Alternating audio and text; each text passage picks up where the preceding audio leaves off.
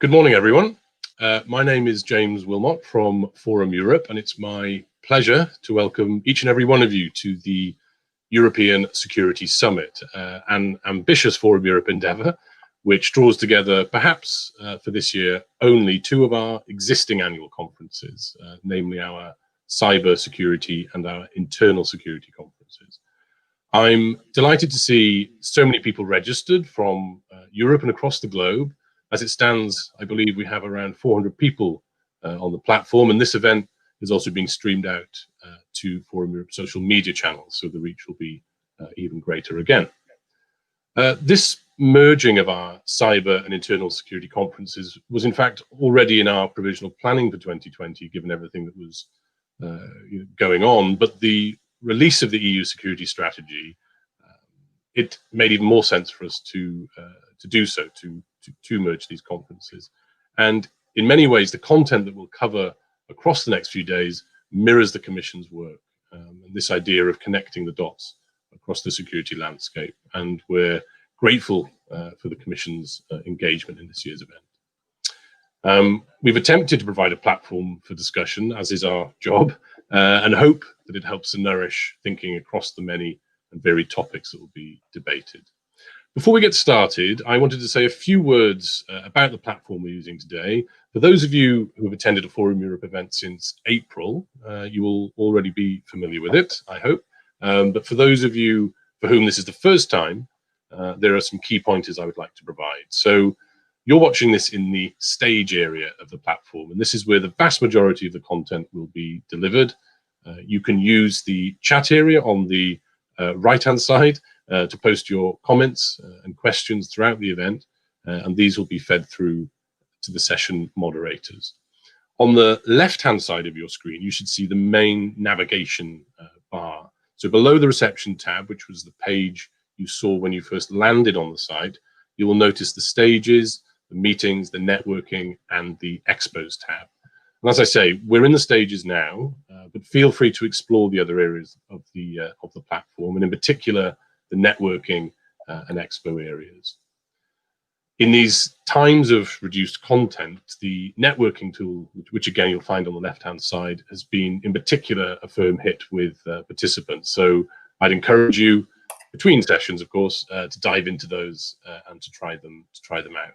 And you can also contact other delegates on the platform on the right-hand side of your screen under the People tab. And here, once you've clicked on one of your fellow participants, you can start up a private chat conversation with them and even invite them to a one-to-one camera conversation.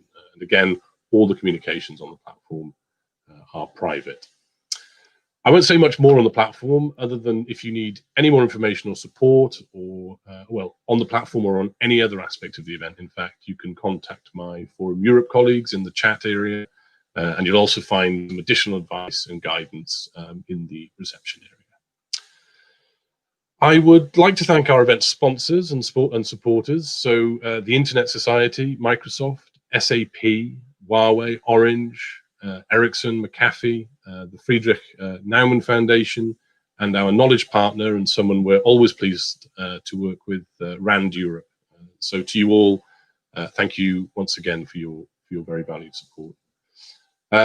So I do hope you and yours are doing well and as well as possible during these uncertain times. And I, for one, am delighted to say that I'm back in lockdown and working from my loft office with all the benefits this brings of children banging on the door and deliveries arriving at all hours. But I know I speak for the whole team and at Forum Europe. And when I say that we really do appreciate the time that you're taking to be with us today and across the days that we've got coming up. And that goes for you, our audience, to all our moderators and to our speakers. Your contributions are very much valued, and we, as we all continue to navigate this sort of pandemic. So with that, I will hand over to Forum Europe's chairman, Paul Adamson, who will moderate this keynote session this morning. And so, Paul, thanks again for doing this, and over to you. Thank you very much, James. It's my great pleasure to be here. Welcome to everybody also from me.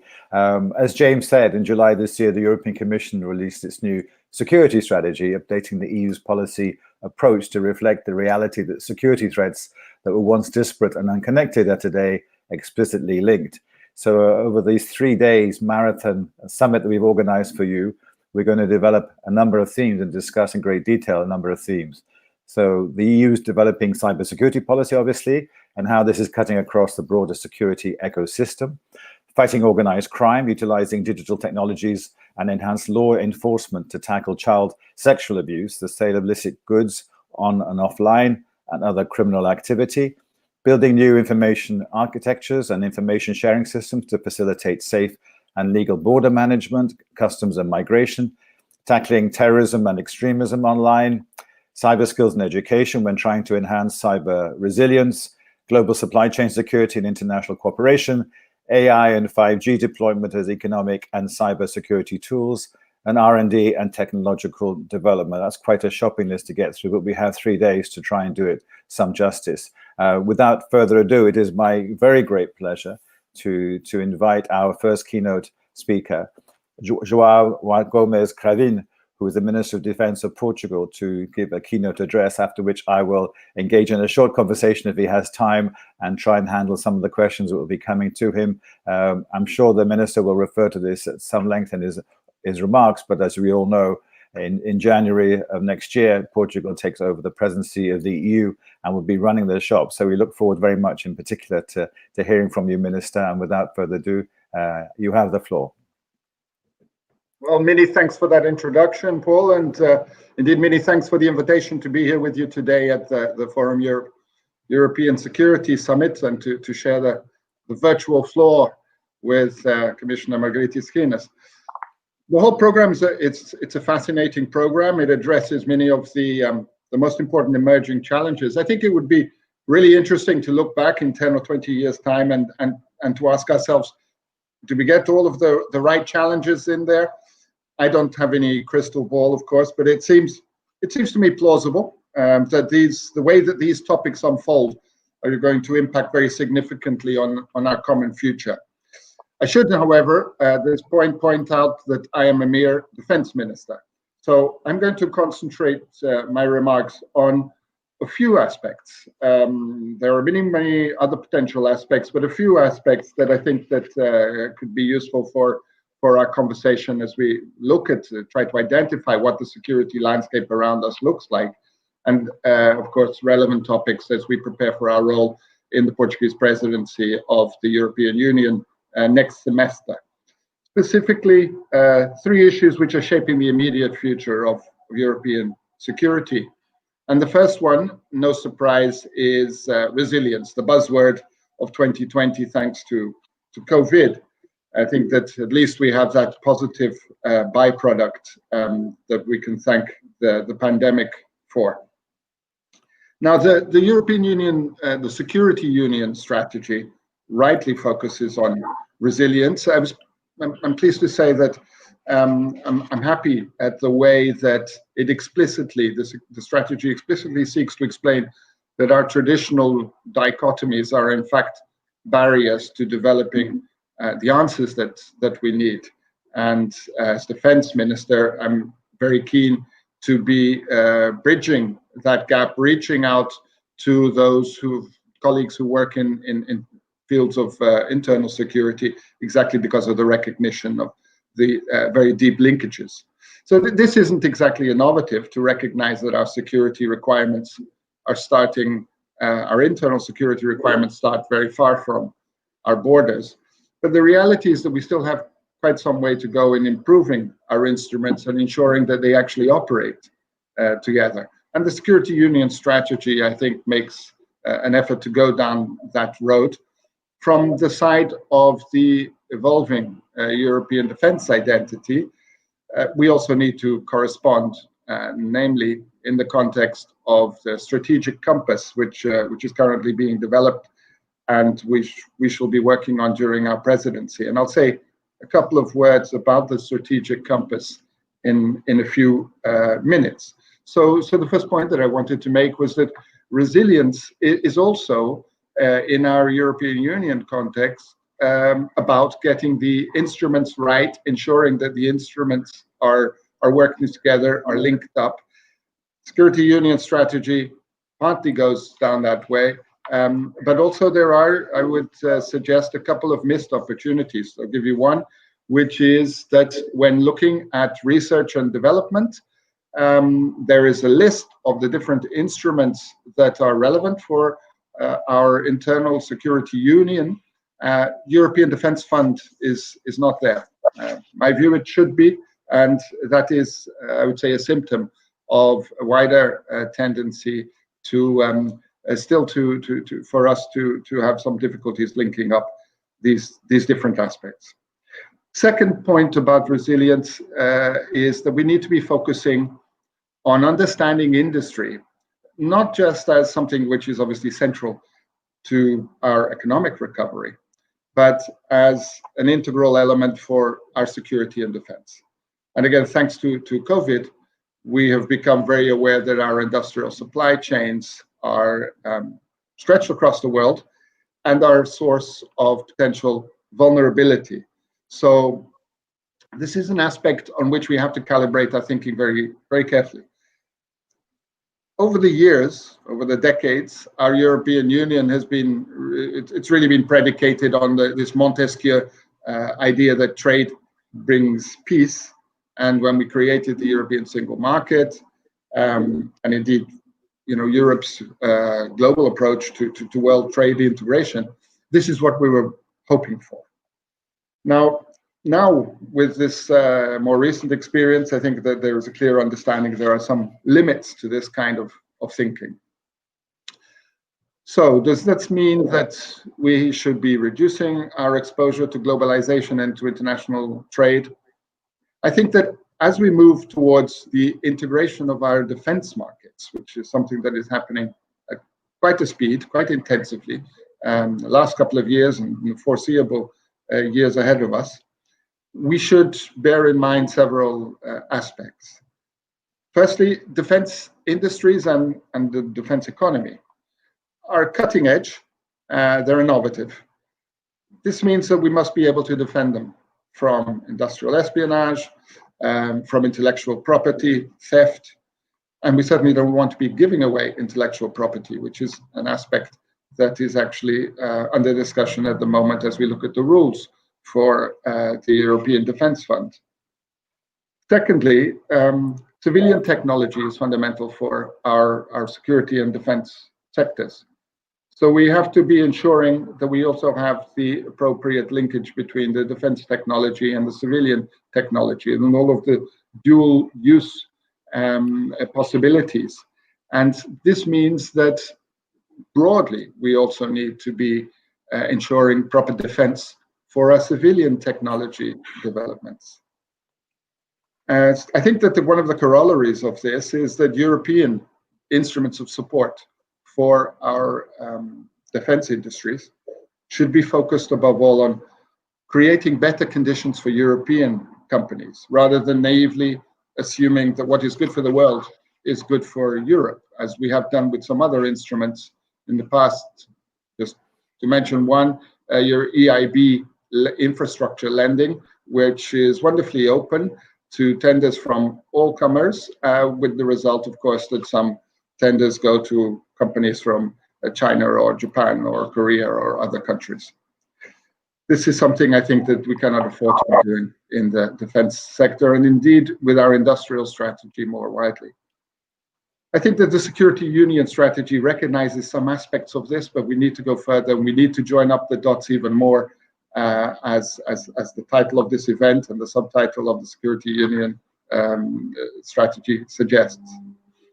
A second issue that I wanted to briefly address relates to the crucial importance of transatlantic relations for European security. And Portuguese position in this regard is very clear. We consider transatlantic relations to be the bedrock of European security. We consider NATO-EU cooperation to be paramount priority for Portugal, but also for many other EU member states and for many NATO allies. Of course, this is not really the right moment to be addressing these issues in depth, because the United States is focused at the moment on its electoral process. But I believe that in early 2021, the time will be very ripe for allies and partners to sit down and address the future of the vital strategic link across the Atlantic. For Europe, for the United States, regardless of who is sitting in the White House. I would say that I disagree with those in the United States who argue that they should now focus only on Asia and China. I think this would be a mistake. It would be a mistake for the US.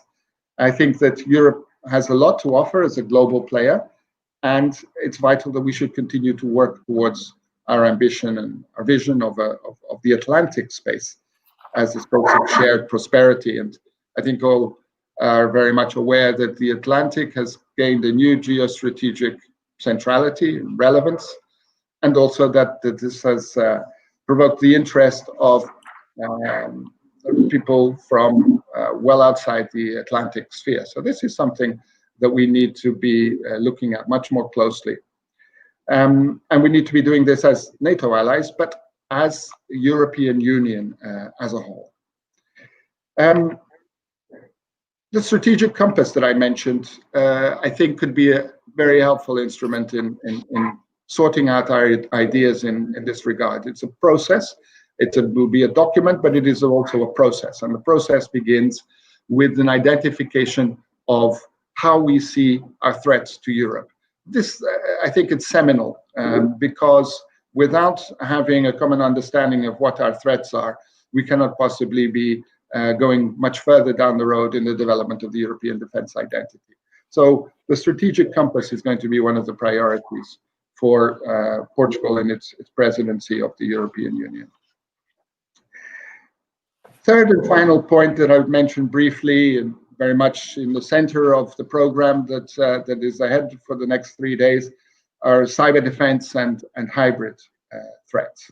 Obviously, technology is playing a very growing role in the global balance of power, distribution of power, and EU member states and institutions have, I think, charted a course for Europe to be fully aware of and on board of this process in space policy, cybersecurity and cyber defense, in Industry 4.0, in all of these areas of technological revolution that cut across domains of all of our domains of society. But we need to accelerate our awareness and our capacity to take strategic decisions as technology unfolds at a very rapid pace, and our decision-making process is as slow as always. So we need to be thinking about how to improve our decision-making process. A clearer idea of what the threats ahead of us are, of course, would help. The pandemic has everywhere accelerated the process of digitization of our societies. Does this mean increased vulnerability of our societies? How do we ensure that digitization does not render us more vulnerable to outside interference in the form of hybrid threats? Of course, we've seen over the last months, we've seen across Europe, the armed forces of all countries playing a central role in contributing to the sustained and effective response to the pandemic. And one of the lessons that I think are relevant from this is that our armed forces have unique capacities, unique capabilities that are there to serve European citizens. And this is relevant, as I would say, as well, in the field of cyber defense, in the field of this wide variety of issue areas that we call hybrid threats. Excuse me. So I believe that all of our armed forces at the moment are probably assessing, reassessing the capacity to respond to hybrid and to cyber threats. But what everybody has realized is that although COVID-19 was not intentional, despite some of the conspiracy theories that we've all heard, our societies have shown themselves to be tremendously vulnerable, and our military need to be thinking much more about how they can be instrumental in defending our societies from these kinds of threats, and how they can contribute to this immense work of connecting up the dots of our security landscape. So I don't want to exceed my time even further. I'll leave my remarks at that and look forward to any questions that may arise. Thank you very much.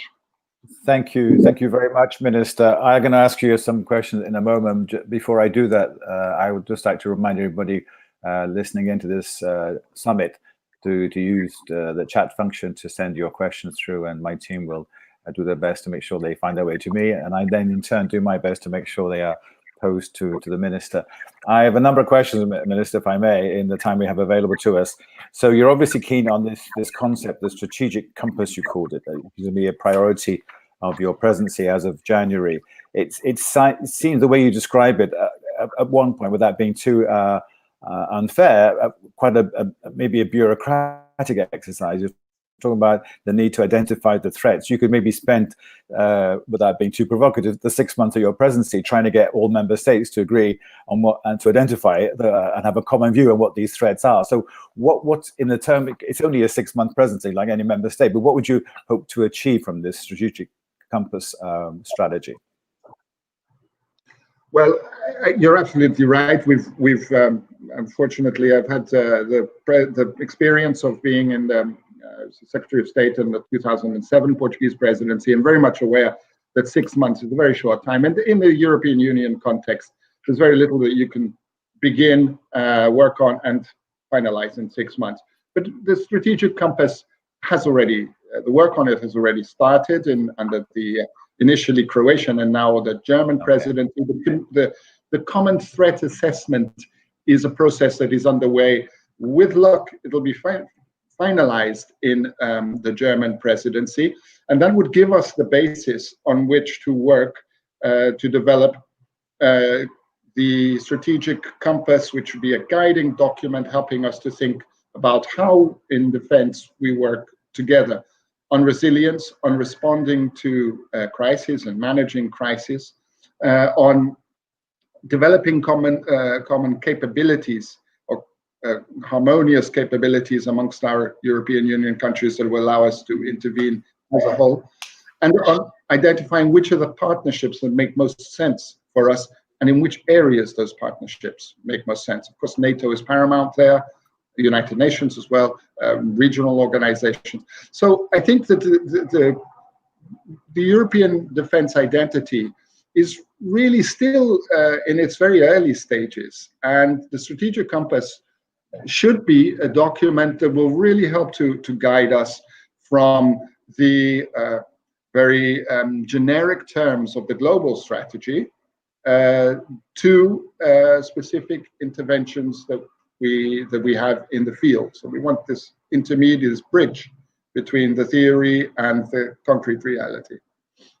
Okay, you're being very diplomatic, like the former diplomat you were before becoming a minister, Joao, but you did question quite clearly, if I may say so, and rather unambiguously, the kind of received wisdom in the European Union that trade equals peace, and globalization, international trade is a wonderful thing, should never be questions. But you did go on to talk about the need for better conditions for European companies, how politicians should understand in industry more, and using your words, and there should be better conditions for European companies. The COVID crisis has obviously showed the vulnerability of supply chains, and so on and so on. So to ask a very specific question, and we have to come to an end of our discussion quite soon. What do you mean when you said we need to establish better conditions for European companies? I presume you mean in the defense field, or more broadly, given dual use technology, you're talking about maybe any kind of company? Yes, essentially, as I said, we have to calibrate our thinking. I was careful to say we have to calibrate our thinking carefully. I don't at all want to say that Europe should now tuck away all its heritage. It's in its DNA. This idea of connecting with the rest of the world by peaceful means through trade. There's a lot of validity still in that. What I think that we do have to put to one side is the naivety that abstract rules which promote total openness are favorable to European interests. Others don't play by those rules, and I think it would penalize us if we continue to do so in the way that has been predominant in our thinking until now. So here we are at the moment working on the definition of rules, for example, governing the European Defence Fund. We are thinking about how open we want our promotion of European champions to be, or whether we're going to be ashamed of this and say no, they will emerge naturally. I would say that we need to calibrate the way, we need to be less naive in our thinking and calibrate the way that we approach global economic integration. Okay, I love the word calibrate. It's doing a lot of heavy lifting, the word calibrate. We'll come back to that, I'm sure, later on. We have time for one question from the chat function, Minister, then we have to move on with our program. So a question from Hannah Simon, a PA consultant in Germany. Her question is the following. On connecting up the dots, where do you see the crossover between technology used in civilian and military environments? What technologies are you the most enthusiastic about? That's a good question for a defense minister. No, absolutely. Well, I think that it's almost not crossover. It's integral. The two are very much working hand by hand, and we're finding that technological developments which are spurred by research into military issues immediately, very quickly find civilian usage and vice versa. So one of the problems that we have now is the difficulty in separating one from the other, and I would argue that that leads us to that should lead us to be very careful about the way that we share our civilian technologies as well as our military technologies. I think that I'm very keen on space as a means, space technology in the way that it's opening up many new possibilities, which again are possibilities that can be very much peace promoting possibilities. It allows us to have a much clearer understanding of the way of what is happening around the world, and that I think can be very helpful in preventing conflicts or preventing military movements which are undesirable. So just having been asked for one example, I would point to space. Thank you. Thank you very much. Thank you very much, Minister. We have to draw this to a close now. I understand you're going to stay for a while and listen to the next speaker, which is good. And maybe you may want to even ask a question at the end, even through the chat function. But thank you again for making the time to be with us this morning, Minister. Thank you very much. Thank you. Pleasure. And now, without further ado, as I keep saying, it's my great pleasure to introduce our second keynote address, Margarita Schinas, who's a Vice President of the European Commission responsible for promoting our European way of life. It's important you know, Margarita, that the Minister is staying to listen to your remarks, so be careful what you say, okay? I now give you the floor. Over to you, Margarita. Thank you, dear Paul, Minister. I'm delighted to have this opportunity to open the European Security Summit this morning. I understand that the Minister took an angle on the external security. Let me rather focus on internal security, as I have the honor and the responsibility in this Commission to lead our work on the European Security Union. As you know, we do not start from scratch. We continue and intensify the work that was done in the previous mandate under Julian King and Dimitris Avramopoulos. Our main aim is to close down the space in which hostile actors can operate and to enhance our preparedness and resilience against security threats. The central doctrine of the approach on security by the von der Leyen Commission was the so-called security union strategy, which we presented last July.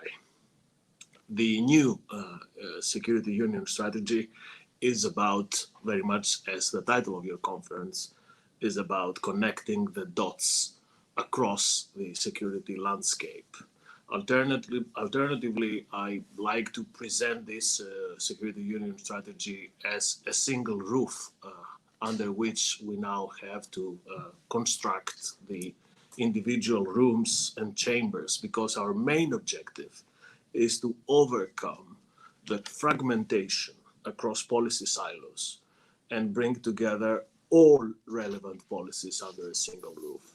I will never forget when I was preparing my confirmation hearing in the European Parliament last year, and when the moment came to prepare the security component of my portfolio, I was very much surprised to see that there were about 40, 45 people in the room. And they all had something useful to say on security, but clearly the signification of this meeting was a tangible proof of the need to break down the policy silos and bring all this work under a same roof. We also, with our strategy, we need to put an end to this false dichotomy between online and offline, between digital and physical, and as much as we can also between internal and external security concerns and threats. I'm not discovering the wheel when I say that these boundaries are no longer relevant. Security threats do not respect geographical borders, and we are being increasingly targeted by hybrid threats from state and non-state actors. And these days, physical and digital systems are totally interdependent. And COVID-19, of course, was a very pedagogical experience on the vulnerabilities that stem from this interdependence and interconnectedness between physical and digital realities. Just to give you an example that we have seen in these recent months, critical health infrastructures being targeted by cyber attacks. We have seen 97% of our citizens confronted with fake news and disinformation campaigns. And in parallel, the level of cybercrime has skyrocketed during the lockdowns, with cyber criminals promising miracle cures and using scams and fraud schemes to take advantage of the situation. And overall, the cost of cybercrime is expected to reach 5.5 trillion euros by the end of this year. Parallel to that, traditional threats such as terrorism or organized crime have not stopped and continue to require close coordination and cooperation at all levels.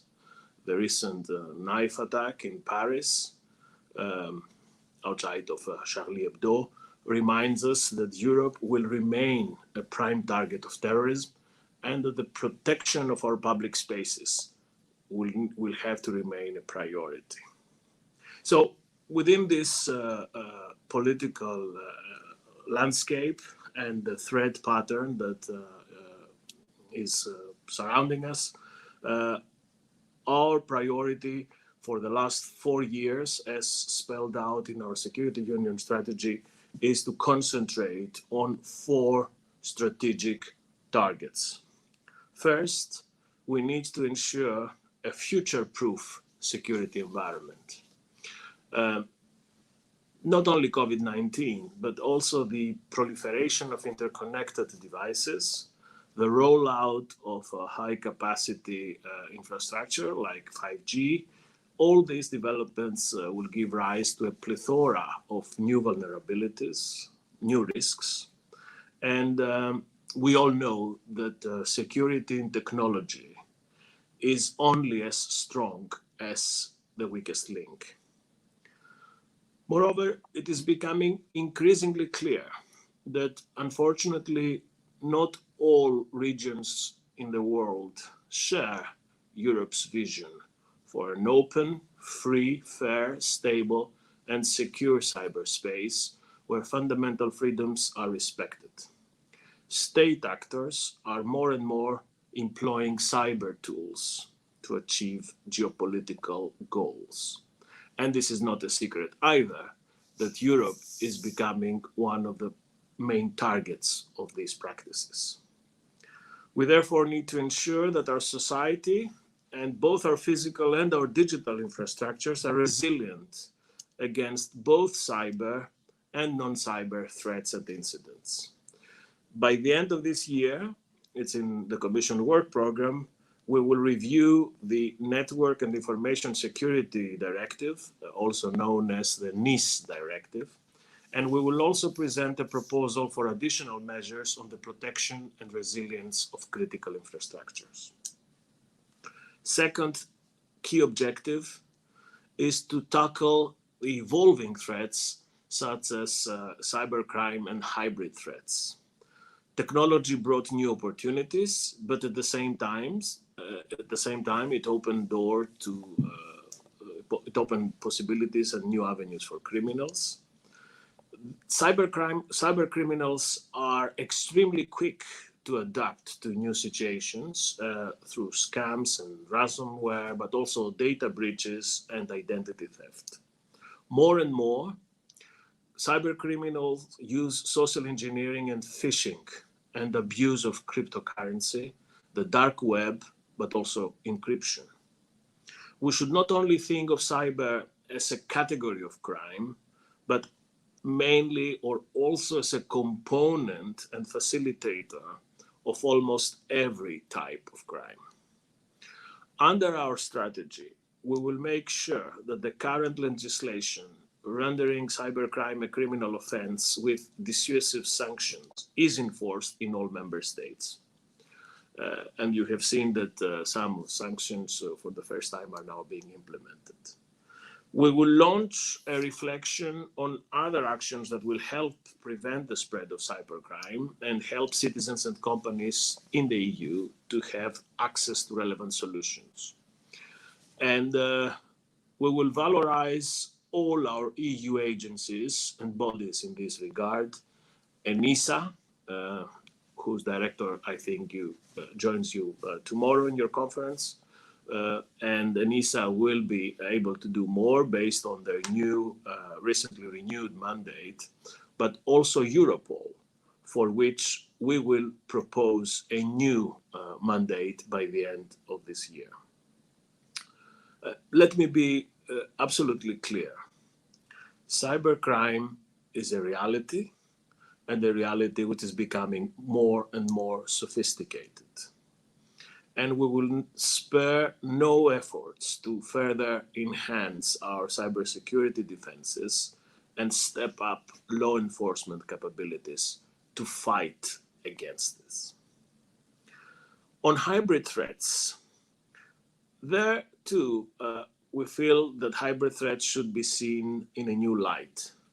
We must have a clear response mechanism for any threat, as many security threats are now becoming hybrid in nature. And countering hybrid threats would require action at EU and member states level, as well as closer cooperation between partner countries, member states, NATO, and the EU institutions.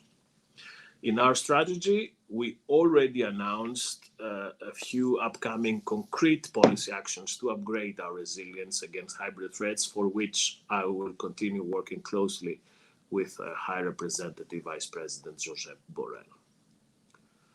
Third focus is protecting Europeans from terrorism and organized crime. I said it earlier, we, together with the Security Union, with the Security Union strategy we presented last July, we also presented in parallel in the same package 3 communications to tackle drugs, firearms trafficking, and child sexual abuse online. And my colleague, Commissioner Johansson, will join you, I believe, at the end of the conference to present in more detail this initiative. Fourth target is to build a strong industrial and societal security ecosystem. In our strategy, we called for a whole of society approach with governments, law enforcement, industry, and civil society working together to enhance security and build resilience in Europe. In doing this, another part of my portfolio will be important: skills and education. We are all part of the security ecosystem, and we can all become the weakest link. The strong focus we have put in the recently adopted European education area and the Digital Education Action Plan, which we approved last week, in investing in security in education, in acquiring digital competencies, and in filling the gap of cybersecurity skills, show our determination to strengthen our resilience. The private sector has also a key role to play to ensure that the security ecosystem is safe. We need skills and expertise from industry to maintain our capacity to develop complex high-tech security solutions, to counter current threats, to help law enforcement, and to anticipate both future risks and opportunities. We have a unique momentum now to work together and build a strong and future-proof ecosystem in Europe. Since last July, our focus has been on delivery. After presenting the single roof building, now construction work is underway. And we will have many important concrete proposals that will land on the Council's table and Parliament's table very soon. As I said before, we will present an implementation roadmap for our security union. We will have the Security Union report, which is a very popular document that my predecessor, Julia King, introduced, updating progress on security union work. We will revise the NIS directive. We will put forward, together with Margrethe Vestager and Thierry Breton, a new cybersecurity strategy. And we will update our legislation on critical infrastructure. We'll modernize the mandate of Europol, and we will keep fighting against traditional threats. Before concluding this presentation, let me also be clear on one very important, and if I may call it, one very important European point. All our proposed actions and initiatives in the area of strategy, security, will be firmly grounded in European values. The rule of law, equality, fundamental rights, transparency, accountability, and democratic control. When we discuss policy, security policy, values should not and cannot be an afterthought. In Europe, values should be a starting point. Ladies and gentlemen, dear friends, as you saw, our journey is rather ambitious, but more than ever, it touches on the very concrete reality of our daily lives. In an increasingly turbulent and unsafe world, the European Union is still widely regarded as one of the safest and most secure places. However, this is not something that can be taken for granted. And we will leave no stone unturned when it comes to the protection of our citizens. The agenda for the summit, for your conference, seems to be just as ambitious and promising, and I must say, it reflects very well the breadth and spirit of our security union strategy. Your work will provide insights to help the development of a secure by design European society, taking into account always, as I just said, the European values and principles. As I said before, we can only unleash the full potential of the security union with a full involvement of all of us. I wish you fruitful discussions during the summit, and thank you for having me. Stay 5 minutes for a couple of questions. Can you stay 5 minutes? Okay. Fantastic. Right. I'm going to ask one question, quite a complicated question maybe, and then questions from the chat function, Margaritis. You used the phrase early on about we need to future-proof the security environment. And I just wonder, it's very impressive on the one hand that the Commission has this holistic, strategic, comprehensive view with the architecture, the single roof, and it's very impressive that you managed to bring all these elements together, as you say, connecting the dots. But I just wonder when it comes to the other side of the institutional discussion in the Council, and let's not even talk about the European Parliament. You mentioned case sanctions finally got approved after a lot of discussion. As you know, your other dossier, which is migration, is extremely controversial in the Council. You mentioned the NIS directive. Originally, that was extremely difficult to get member states to agree on the budget and especially the recovery fund, the rule of law discussion. My simple point is, but you also said towards the end, there's a unique momentum, I presume, on the back of COVID-19. Do you see encouraging signs at the member state level, where finally decisions are taken, obviously, that there's much more realization that member states have to work together and agree together your proposals?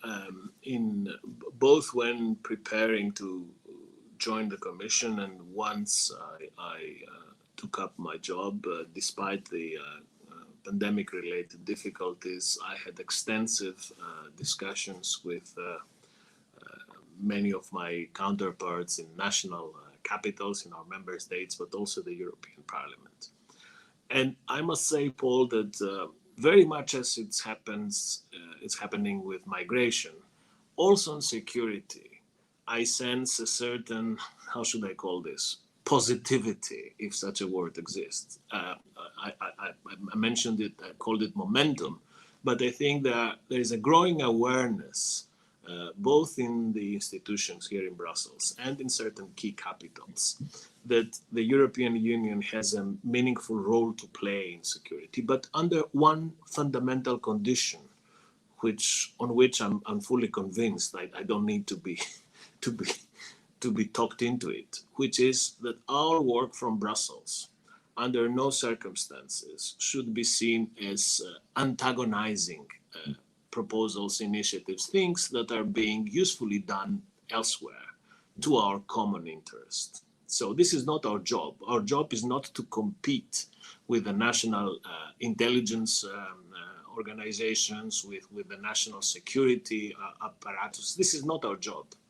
Our job is to be a catalyst for convergence, to be a permanent layer of interconnection, to bring together the digital realities with the physical realities, and also to explain to some of the national officials who work in the national information and intelligence systems that they have something to gain by talking to us. You know that these people normally do not talk too much in general. And normally they do not, the reflex is not to cooperate even at national level. You know that the security organizations at national level are also people and structures that are there not to talk too much, even to the other national organizations. I think that now, also because of the very good work of Sir Julian in the previous commission, and also because people see that we are, with a single roof, we're bringing together very different elements that have been floating around at the EU level, that I'm confident that this new security union strategy can bring more cooperation, more spirit of engagement. Okay, there are two questions in the chat function. I'm going to try and throw you together, Marguerite. I know you have to leave soon. I'll try and paraphrase it. Lady Hafida Ben Yaqub, who's a reporter at Redactor News, it says all firms, I think they mean all organizations, not just private sector firms, are facing a high danger through cybersecurity. Beginning of COVID-19, companies, organizations, more broadly, use Zoom and various software to organize their meetings and to talk because of respect of distance and social distancing and so on. But security is still rather light. And with light security. So criminals can break in, says our questioner. How do you plan to effectively counter this? That's question one. How do you make Zoom calls more secure, I suppose? And the second, a legal researcher, Lina Jasmontet, forgive me if I mispronounce that, Lina, who's a legal researcher at the UP, asked the question, thank you for the overview of European policies concerning cybersecurity. Could you please elaborate more on the objectives of the foreseen revision of the NIS directive? What provisions do, in your opinion, need revision? So there you are. Yeah, yes, these are also very good questions, although they force me a bit to go into detail before the Commission has a chance to see our very ambitious package, which is coming shortly on the new cybersecurity strategy and the revision of the NIS directive. I think that both NIS and the physical infrastructure, critical infrastructure, has to be reviewed because it reflects an era which is long gone. So we need to be able to show in this revision that we do not sort of reinvent the wheel, but we focus on these aspects of technological development that are now much more present in our lives than 5 or 6 years ago when these directives have been enacted, and trying to anticipate a world which is now with us. So I wouldn't like now to go into more details because I'm very actively working with Executive Vice President Vestager and Commissioner Thierry Breton. Will be the three of us presenting this package. But I can assure you, as I said in my speech, that this revision would reflect precisely the world we live in now and the dominance of the digital reality surrounding us. Equally, I think this revision would be important. I don't want to take much of your time, but equally would be very important because that would also allow us to project the European Union as a union, as a whole, in the fight against fake news, disinformation, and attacks of the kind we saw recently. There again, we have a problem that we very often feel ourselves very alone in this battle, in this war. Some of our capitals have a tendency to say that if this is against Brussels, it's not against them. And we will try with these proposals to make them see that whenever we become victims of these attacks, they are attacked too, because our capitals, after all, our member states are shareholders, are common shareholders in the company called the European Union. Okay. Well, thank you. We'll let you go back to your day job, Margaritis. Mr. Vice President, thank you very much for your time. You've been very generous this morning, and see you next time. Thank you. Thank you, and all the best for your conference. Thank you very much. Thank you all now for staying with us. We can now proceed to the next part of our program, starting more or less immediately. If you go to the stage, you'll see that the directions to be present at session 1, the European Cybersecurity Policy Landscape, building an integrated approach to future-proof the security environment. I hope you enjoyed the opening keynote sessions, and I hope you looking forward to the rest of the summit. Thank you very much.